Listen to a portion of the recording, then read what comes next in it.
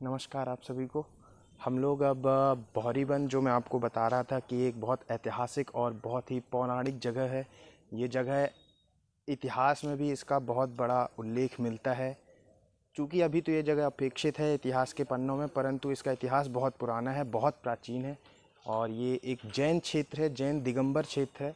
और आज हम लोग यहाँ पर आए हैं, यहाँ के जो शांतिनाथ भगवान हैं उनके दर्शन करने। और वो प्रतिमा बहुत ही प्राचीन 10वीं शताब्दी की प्रतिमा है और 16 फुट की उत्तुंग यानी खड़गासन की प्रतिमा है। खड़े हुए उसमें शांतिनाथ भगवान यहाँ पे विराजमान है। तो आइए मैं आपको मंदिर की और इस क्षेत्र के बारे में कुछ जानकारी भी आपसे शेयर करूँगा और यहाँ पे बताऊँगा भी।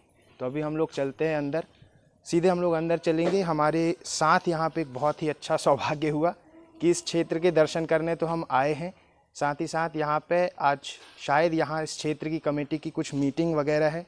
तो उसमें भी यहाँ के क्षेत्र कमेटी के जो भी लोग हैं, जो भी पदाधिकारी हैं, दायित्ववान ऑफिस बियरर हैं, वो सारे लोग यहाँ पे आए हैं। तो उन सब से भी बात करेंगे। और ये यहाँ पे अभी मंदिर, यहाँ पे एक अच्छी बात मैं आपको बताना चाहूँ, इस क्षेत्र में ये मंदिर यहाँ पे बन रहा है। ये जो आप देख रहे हैं ये पूरा का पूरा बेस डला हुआ है। अभी 1 साल पहले इसका पूरा नींव का ये निर्माण हुआ है। मैं आपको दूर तक ले जाके इसको ज़रूर दिखाऊंगा। और यहाँ पे पाषाण का नवनिर्मित जिनालय यहाँ पे बनेगा। मंदिर बहुत ही बड़ा मंदिर बनेगा, विशाल मंदिर बनेगा। ठीक कुंडलपुर और जैसे अयोध्या में भगवान राम का मंदिर बन रहा है, उसी प्रकार से यहाँ पर भी भगवान शांतिनाथ का मंदिर बनेगा। ये उसका नींव अभी रखी गई है। और ये एक्चुअल में ये जो जगह है, इस जगह में पहले जिनालय था, ये पूरे मंदिर था, पुराना मंदिर था जो अभी ये टूट गया है। और अब इस जगह पे, इस पूरी जगह पे सुधा सागर जी महाराज जी जैन संत हैं, आचार्य भगवान श्री 108 विद्यासागर जी महाराज जी के परम शिष्य हैं, परम प्रभावक शिष्य हैं, निर्यापक श्रवण हैं। उनके द्वारा, उनके सानिध्य में, उनके आशीर्वाद से ये कार्य प्रारंभ हुआ है और शीघ्र ही अपने सफलता, अपनी अपनी अंतिम चरण में पहुंचेगा। ये जो जगह देख रहे हैं आप, ये वाली जगह, ये जो आप देख रहे हैं, यहाँ पे पहले दूसरे नंबर की बेदी थी। यहाँ पे आदिनाथ भगवान थे और पार्श्वनाथ भगवान और महावीर भगवान का ये जिनालय था। और ये जो जिनालय है, ये मुख्य जिनालय है शांतिनाथ भगवान का।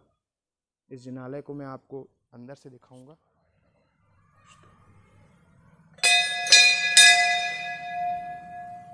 ये शांतिनाथ भगवान की अति प्राचीन प्रतिमा है, खड़गासन की पाषाण प्रतिमा है। 16 फुट लंबी यह प्रतिमा है। और ये अभी जिस जगह पर है उसी जगह से यह प्रतिमा बाहर निकाली गई। यहाँ पे जो कम 50 साल पहले यहाँ से इस प्रतिमा को यहीं पे निकाला गया और फिर ये मंदिर निर्माण कराया गया। इसके साथ साथ शांतिनाथ भगवान की अष्ट धातु की भी ये प्रतिमा है। ये जो प्रतिमा है ये अत्यंत प्राचीन है। ये देखिए यहाँ पे लिखा भी हुआ है 10वीं शताब्दी, शिलालेख 10वीं शताब्दी। ये 10वीं शताब्दी का शिलालेख है, ये आप देख सकते हैं यहाँ पर। इस शिलालेख में क्या लिखा हुआ है, ये बाहर भी इस शिलालेख को बाहर लिखा गया है। मैं इसको आपको दिखाऊंगा बाद में। और ये जो प्रतिमा है, ये वाली जो वेदी है, ये वेदी बीच वाला जो मंदिर अभी मैंने आपको बाहर दिखाया दूसरे नंबर का, वहाँ पे ये विराजित थी। और अब मंदिर बनने के कारण ये प्रतिमाओं को यहाँ स्थापित किया गया है। इसके बाद फिर से वहाँ पे नए मंदिर में इनको ले जाया जाएगा। ये प्रतिमा प्राप्त हुई है, ये देख सकते हैं, अति प्राचीन प्रतिमा है। ये पूरा मंदिर यहाँ के लोगों का, यहाँ के कमेटी के सदस्यों का, यहाँ के जितने भी समाज जन थे उन सब का, जैन समाज, अजैन समाज, सभी का बहुत बड़ा योगदान था। ये बाहुबली भगवान की प्रतिमा है। ये प्रतिमा की खास बात ये है कि ये प्रतिमा यहाँ से 7 किलोमीटर दूर एक तालाब है, उस तालाब में ये प्रतिमा पलटी हुई यानी पट हुई रखी हुई थी और इसके ऊपर लोग कपड़े या धुलते थे। और फिर बाद में किसी ने ये प्रतिमा देखा, किसी ने ये पलटा और फिर उसके बाद इसे यहाँ पर लेके आए। ये सारी प्रतिमाएं हैं। ये अत्यंत प्राचीन प्रतिमाएं आदिनाथ भगवान की हैं, शांति कुंत और मल्लीनाथ भगवान की ये प्रतिमा, ये भरत बाहुबली, सारी प्रतिमाएं हैं। और ये 16 इस पाषाण में 16 प्रतिमाएं हैं, 32 ही, 16 इस साइड 16 उस साइड। और ये यहाँ पे ये प्राचीन प्रतिमाएं यहाँ से प्राप्त हुई हैं, ये आप देख सकते हैं। ये सारी प्रतिमाएं इस बात को प्रमाण करती हैं, इस बात को प्रमाणित करती हैं कि ये क्षेत्र, ये पूरा बहरीवन बिलहरी तिगवा, ये जो क्षेत्र था, ये राष्ट्रकूट जो शासक थे, गयाकर्ण देव थे, गोल्हण देव थे, इनके अधीन था और इन्होंने ये प्रतिमा और यहाँ पे जिनालयों का निर्माण कराया। अब इस मंदिर के बारे में, इस प्रतिमा के बारे में हम और विस्तृत रूप से जानेंगे। ये मैं आपको बता रहा था कि यहाँ पे जो शिलालेख है, ये भगवान, ये किस तरीके से ये बना हुआ है, किसने ये बनवाया है, उसका विस्तृत वर्णन यहाँ पे दिया गया है। मुझे उतने अच्छे से तो ये पढ़ते नहीं आता है संस्कृत, पर मैं कोशिश कर सकता हूँ।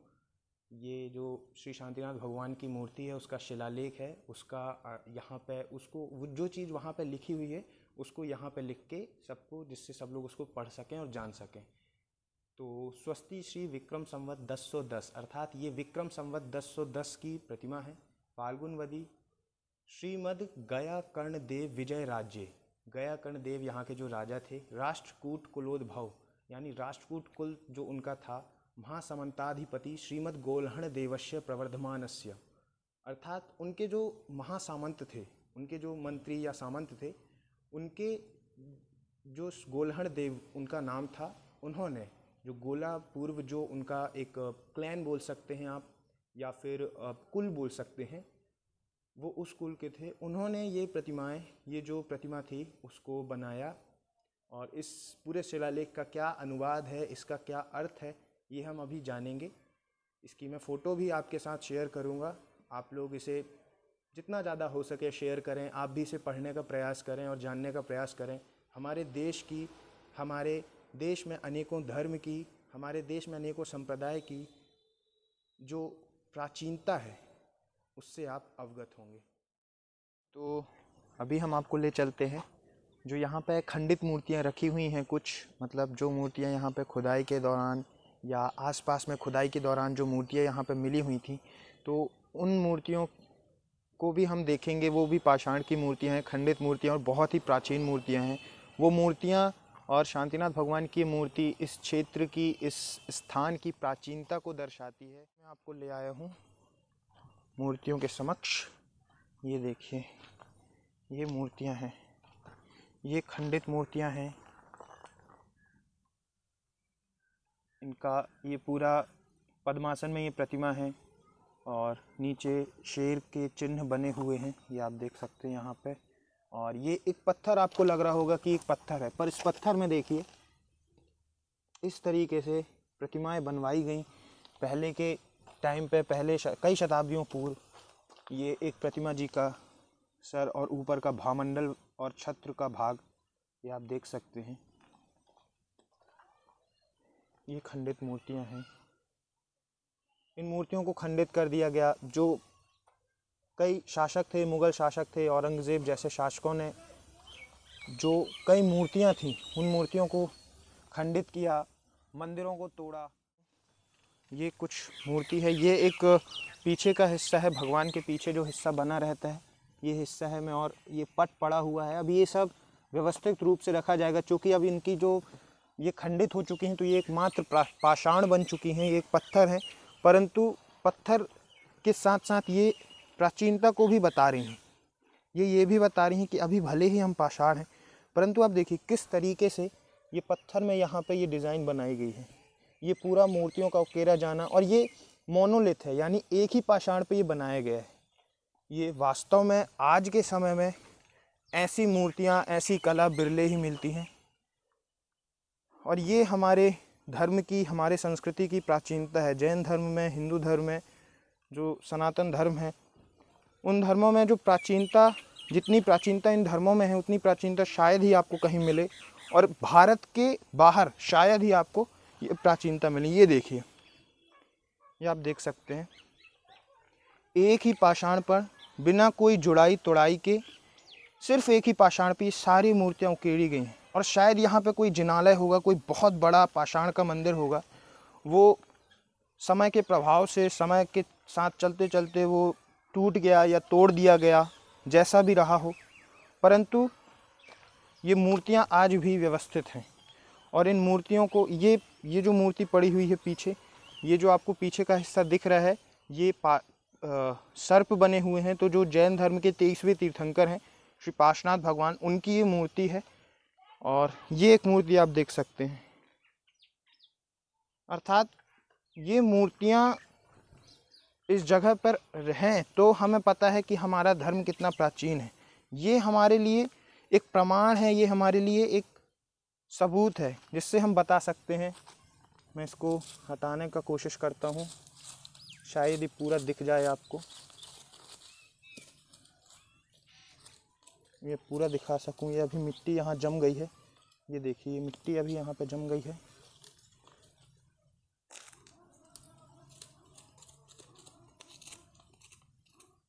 अन्यथा ये पूरी मूर्ति, पूरा एक जो बनाया जाता है मूर्तियों को जिस तरीके से, पूरे हाथ पैर कान, ये देखिए ये कान तक बनाए गए हैं।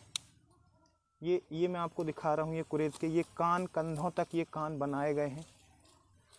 और ये ऊपर पूरा ये जो बना हुआ है ये उनका भगवान का ये छत्र होता है और पीछे भामंडल होता है, चवर होते हैं और नीचे चिन्ह होता है। ये पूरे एक बोलना चाहिए कंपोनेंट्स होते हैं एक मूर्ति में, एक जैन मूर्ति में ये सारी चीज़ें रहेंगी। और ये मूर्ति आप देखिए, इसका ये मूर्ति किन भगवानों की है ये तो अभी पता नहीं है, परंतु इसके नीचे ये जो आप देख रहे हैं ये यक्ष यक्षिणी है।